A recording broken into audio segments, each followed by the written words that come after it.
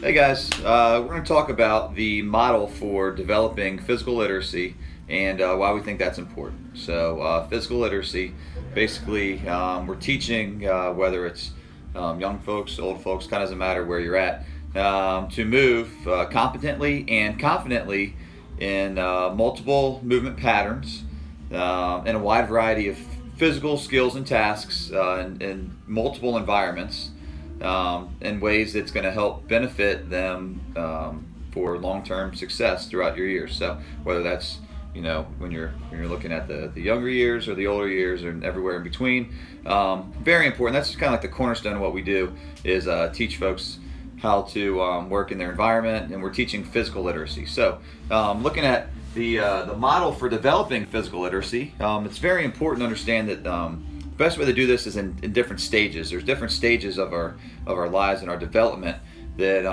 lend themselves better or worse for developing and kind of acquiring different types of skills. So this first stage is what we would call the active start stage. That's from ages 0 to 6.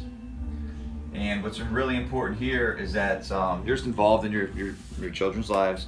That they're getting, they're seeing, they're replicating, just moving. That's really important.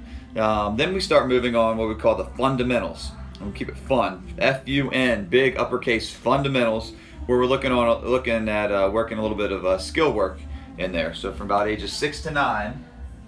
This is going to vary a little bit. I just lump 6 to 9 in. For boys, it's a little bit later. Girls, it's a little bit earlier. Girls, you could even say 5 to 8. We'll say from about 6 to 9. That's where the fundamentals come in. Then eventually, we're looking at learning to train, and that's from about 9 to 12. Now, here's where it's really important.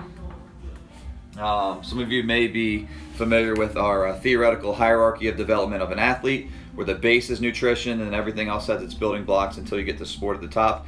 Really important that we just start throwing kids into sport as a competitive thing when they're younger. There needs to be a lot of kind of games in here. Then we're working on some skills. Then we're kind of learning to train, and it's really important that this base, the kind of building blocks at the young age, starting at 0 before they're even 1, and then building up just before their teen years, is going to help to set up these young folks for success later in life, whether it's in the sporting arena or if it's to live a long, healthy, happy life.